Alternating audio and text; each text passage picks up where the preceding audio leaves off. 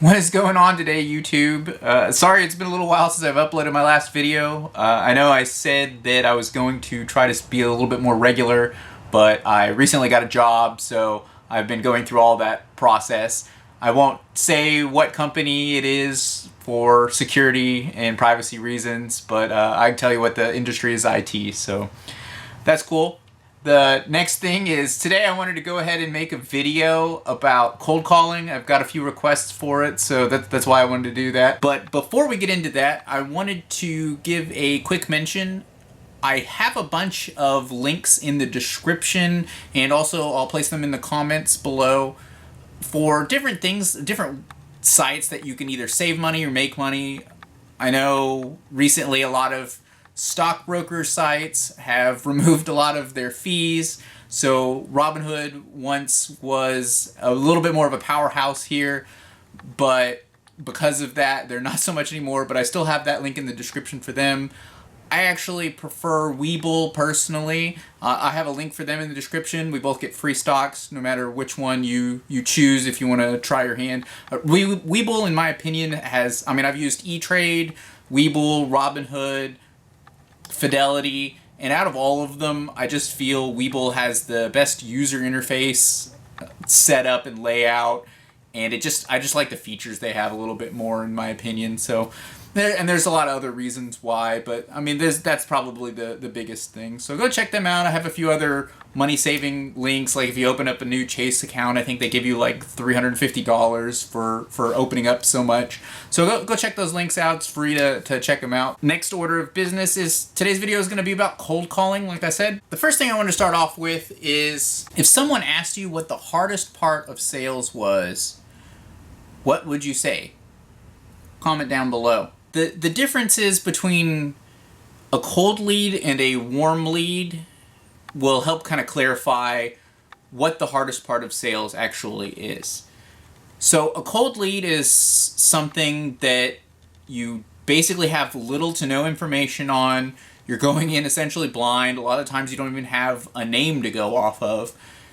And you're expected to present this person some type of value, whatever product or service you're providing, and convince them that this value is going to improve their life and to buy from you.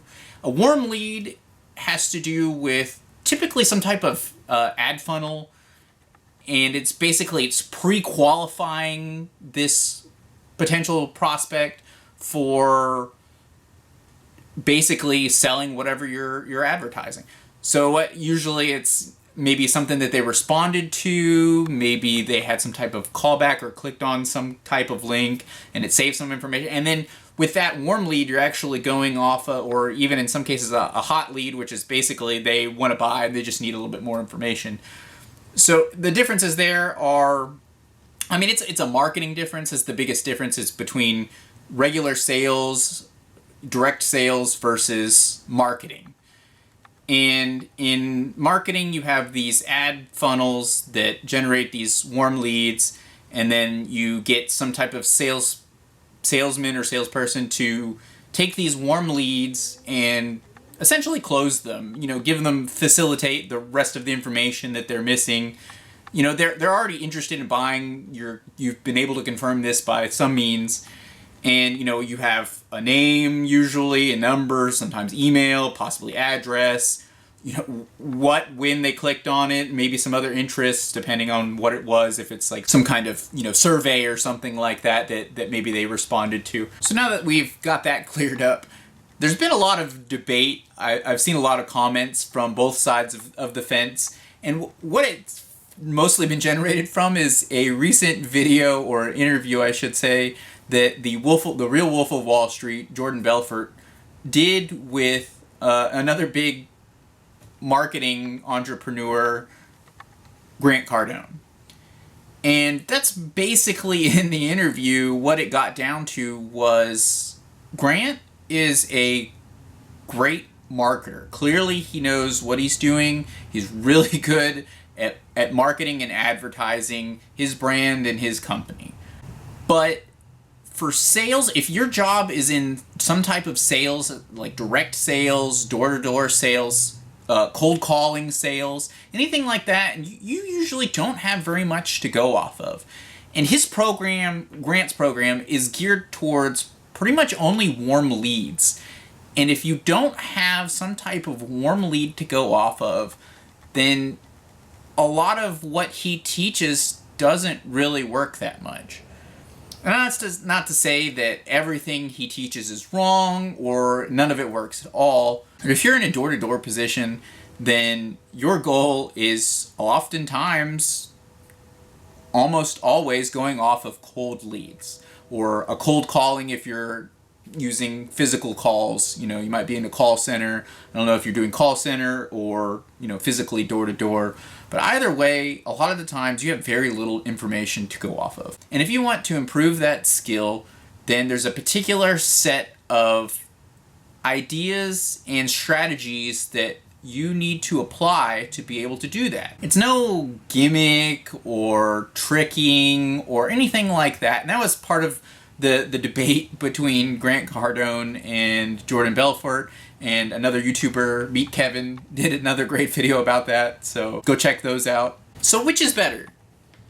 Of course, warm leads from ad funnels will probably be the easiest sales. Hands down, will probably generate you the most revenue the fastest, because you already know that this person has some level of interest. Versus if you're cold calling or cold knocking door to door, then you don't really know what type of level of interest, if any, this person has. If they're a qualified buyer or not. I mean, you have to go through this process with them. I mean, you have to even get them to first give you the time of day. But knowing that warm leads from ad funnels is generating you more money as a company, if you're the person that's in the cold calling position, none of that helps you at all.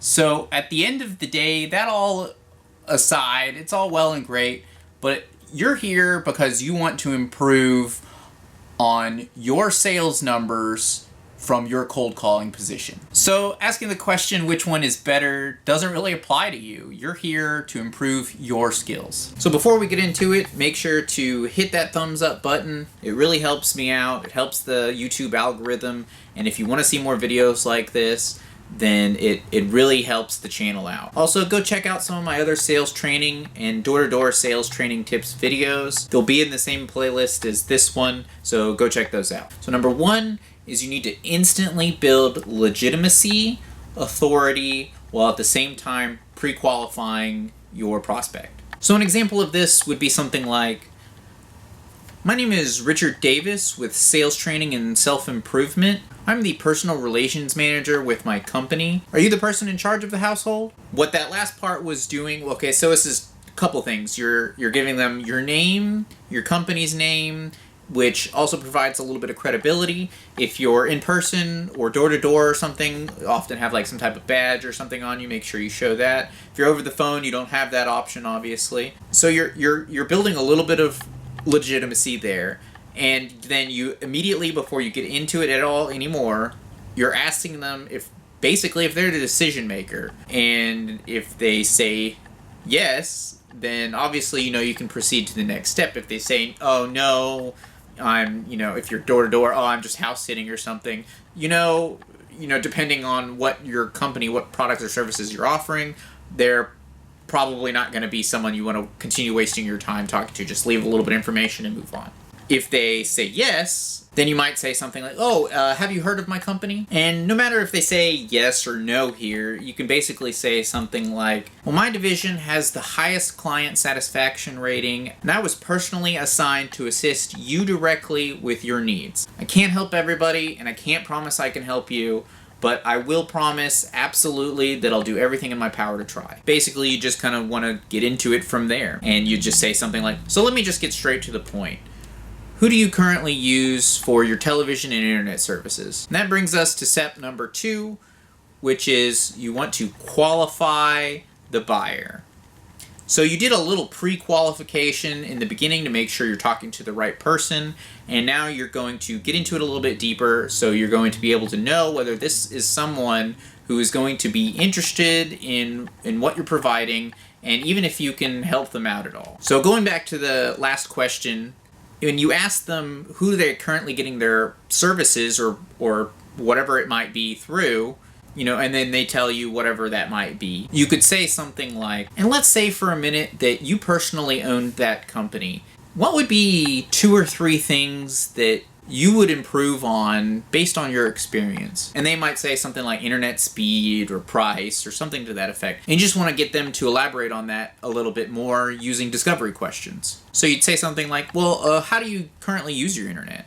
Or what's an acceptable price for you? If what they say isn't something that you think that you can meet or even exceed in this case, then this may not be a good sell for your company, and it might be a good idea to actually go ahead and move on. You don't want to spend all your time and effort talking to this person when you can't even provide them what their needs are. And if they say something that you know that you can provide value on, then get them to elaborate on it. Just ask them, they'll say something about price or the internet speed or maybe customer service or something like that. Can you elaborate on that? And maybe some of the things you'll be able to meet and some you won't. So for example, maybe you can't meet the internet speeds that they're looking for, but maybe there's something else like customer service that that your company excels at. You could say something like, I see, my company can't yet reach that speed at the moment, though we are always improving, but I hear you on the customer service issue, and then, repeat what they said, whatever the issue is with customer service. Maybe they just felt no one was actually listening to them. Even more so, that's what repeating what they say back to them would actually help that if that was the issue. So something like, I know you said that customer service was a little bit rocky and you had some issues with maybe not feeling heard or listened to. Is that correct? If I was able to provide you with the same or a comparable speed, but way better customer service, is that something that you would at least consider trying out if you had nothing to lose? If they say no here, then it's probably a good time to wrap things up. Like I said, in previous videos, you won't be able to qualify everybody. You can't help everybody out. I mean, telling them that in the beginning isn't just some trick or ploy to get them to feel relaxed. It's true, you can't help everybody out. That's basically what this process is it allows you to qualify whether this person is somebody you should continue investing your time into and that you feel that it's worth their time to speak with you, or it's something that you might actually be wasting both of your times and you want to wrap things up quickly. And if they say yes, then you'll want to move to the third step of this, which is move to the close. In this example, you could say something like, well, we have the #1 customer satisfaction rate in the industry, and our speeds are comparable to what you currently have. We are currently running a 30-day money-back guarantee with no questions asked. If you're not 110% satisfied, it'll be like you never even had us. Don't even worry about canceling your current provider yet. Just try us out. Wouldn't you love to be able to make a lot more informed decision by experiencing both providers side by side so you can make the best judgment call? I could talk about how great my company is all day long, but at the end of the day, if you're not satisfied, then it doesn't matter. Just give me 30 days, and if you don't love us, then the only thing that changed was you just became a little bit more aware of your options if you decide to stay with your current provider. And hey, maybe you can use that to twist somebody's arm if you try to renegotiate your contract with them. How does that sound? And that's basically it. That's the process in a nutshell for cold calling or cold knocking door to door. I made some other videos that go into a little bit more detail as far as how to improve closing, how to overcome objections at the door, that initial objection, and how to build that rapport, how to ask the right questions. I have all of these in previous videos, so make sure you go and check those out. And remember, you're better than some sad web funnel ad that got passed to some poor schlum to make an easy sale. This position exists and persists for a reason.